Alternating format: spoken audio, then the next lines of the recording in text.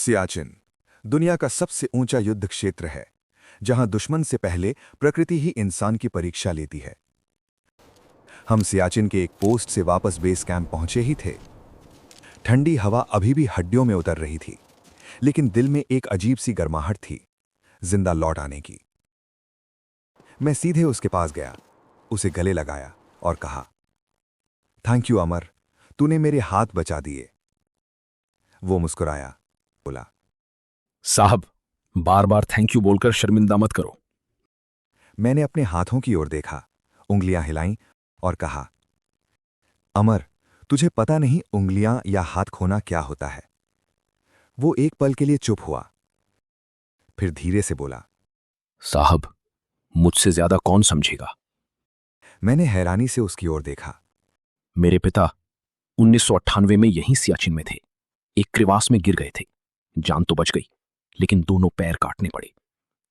मैंने ही उनकी सेवा की, अस्पताल में उनके दर्द को देखा और उन्हें फिर से जीना सिखाया। मेरे पास शब्द नहीं थे। मैं बस इतना पूछ पाया, फिर तू यहां क्यों आया? तेरी यूनिट तो पीस एरिया में थी। वो गर्व से बोला, साहब, मेरे पिता कहते हैं फौजी को सियाचिन जरूर देखना चाहिए। मेरा परिवार फौजियों से भरा पड़ा है। डरना हमारी आदत में नहीं है। वैसे ये मेरा फर्ज था। मां ने रोका नहीं?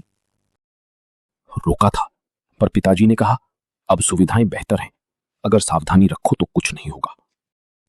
तभी मुझे समझ आया कि क्यों अमर हर काम नियम से करता था, क्यों वो मुझे भी टोकता था जब मुझे चिल्ब्लेन्स हुए और 10 दिन तक खराब मौसम की वजह से मुझे निकाला नहीं जा सका। वही था जिसने मेरी उंगलियां बचाई। अगर वो फ्रॉस्ट बाइट में बदल जाता तो शायद मैं आज अपने हाथ खो चुका होता। बेस कैंप में मेरा हीरो की तरह स्वागत हुआ, लेकिन मेरा मन कहीं और था। मुझे याद आ रहे थे अमर के पिता। तभी मुझे जसबीर सिंह की भी याद आई।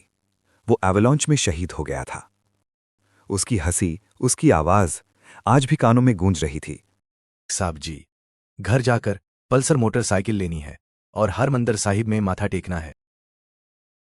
90 दिनों बाद मैंने दाढ़ी बनाई और अच्छी तरह पानी से नहाया।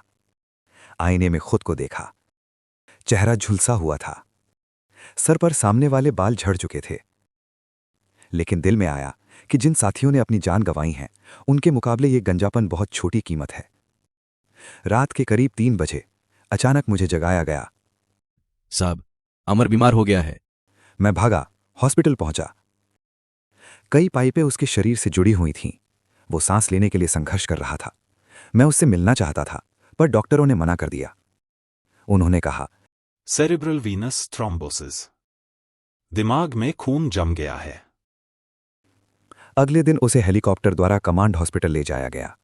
10 दिन बाद जब मैं छुट्टी पर था, फोन आया। अमर नहीं रहा। मुझे यकीन नहीं हुआ। मैंने डॉक्टर को फोन किया। वो तो सब नियम से करता था, फिर कैसे? डॉक्टर ने कहा, सियाचिन किसी के नियम नहीं मानता। यहां की ठंड, ऑक्सीजन की कमी, शरीर को कब तोड़ दे कोई नहीं जानता। मैं उसके घर गया। फौजी के लिए सबसे कठिन पल वो होता है जब वो अपने शहीद साथी के परिवार से मिलता है। मैं रोना चाहता था, पर खुद को संभाले रखा। वापस आते वक्त दिल जैसे फट रहा था। उसकी बातें याद आ रही थीं। साहब, अगली छुट्टी में मैं अमृता से अपने प्यार का इजहार करूंगा।